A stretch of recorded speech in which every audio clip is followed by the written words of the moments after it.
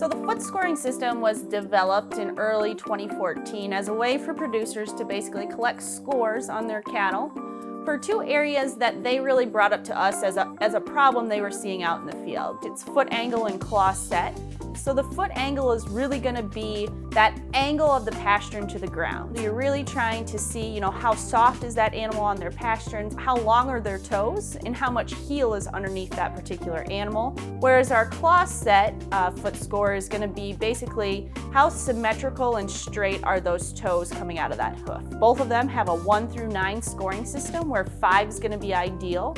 An ideal foot score for claw set is going to be 2 toes that are straight and symmetrical. If we move up the scale to a 9, those are going to be toes that are completely curled over one another. And if we move to the opposite end of the scale, that's going to be an animal that is divergent in their claw set. That ideal foot angle is going to be an animal that has a 45-degree angle from the pastern to the ground, as well as adequate amount of heel set in that foot. When we talk about an animal that has a 9 on foot angle, that's going to be one that has a lot of angle, has very little heel set on the back and fairly long toes. And when we go to the other side of the scale, a 1 is going to be an animal that is completely straight through that pattern, which then runs up into their shoulder. So when we talk about the appropriate time to foot score these animals, the earliest age we can foot score these animals are when these animals reach a year age. But the issue with our yearling age cattle is sometimes we don't see a lot of differences or a lot of variation in those foot scores. And so we really encourage our members and our Angus producers to basically collect those scores as those animals mature.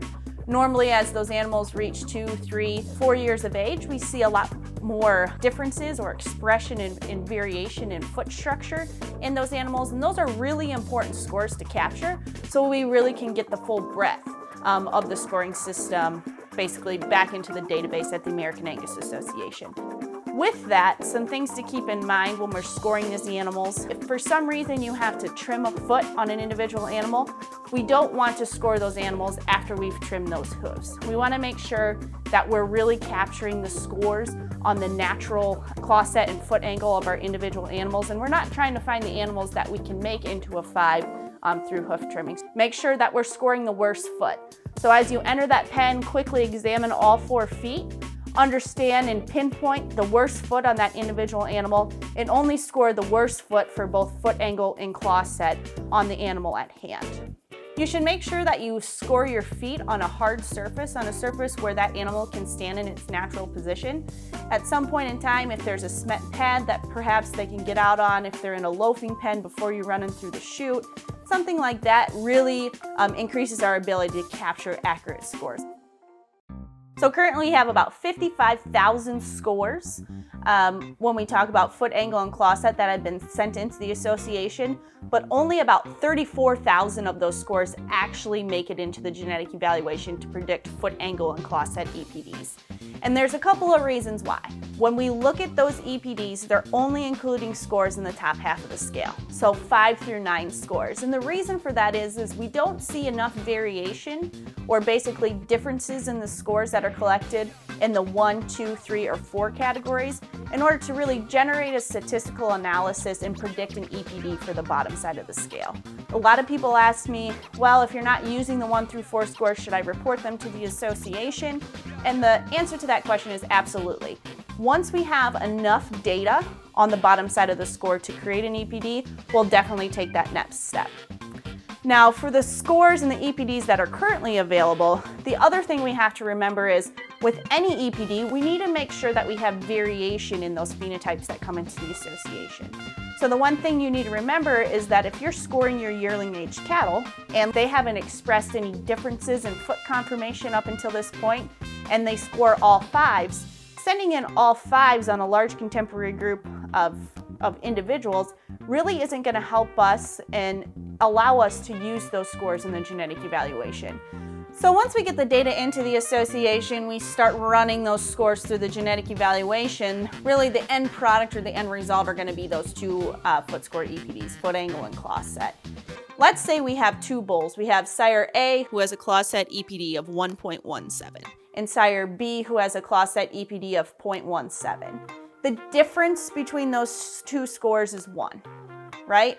And so if we had a group of individual animals and we bred a group of individual animals to sire A, and then subsequently bred those same individuals to sire B in the next year, we would expect those resulting progeny out of sire B to score a full score better on that 5 through 9 scoring scale, because on average we're going to move those scores up 1 unit. So it's really all based on the differences that we're seeing in those EPDs.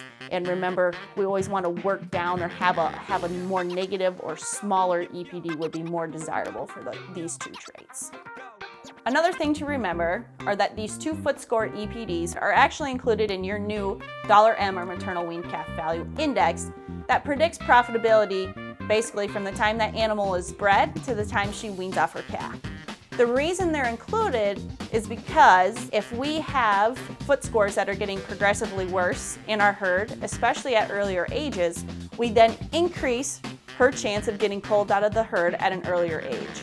And the one important thing to remember is that if you're not reporting data and your animals aren't closely related to the data that's being reported, your foot score EPDs are going to hover around breed average. And if those EPDs are hovering around breed average, you're not actually re-ranking your animals on $M because of the change in the foot score EPDs.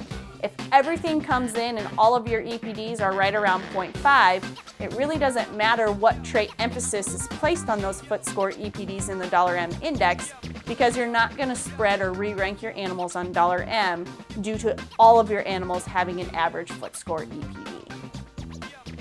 The association in Angus's genetic evaluation relies heavily on you all as members to submit accurate data recording and performance measures, and the foot score EPDs are really no exception. We want to thank you all as members for stepping up to the plate, getting this data recorded and getting it sent into the association, because it's really you who make all these things possible.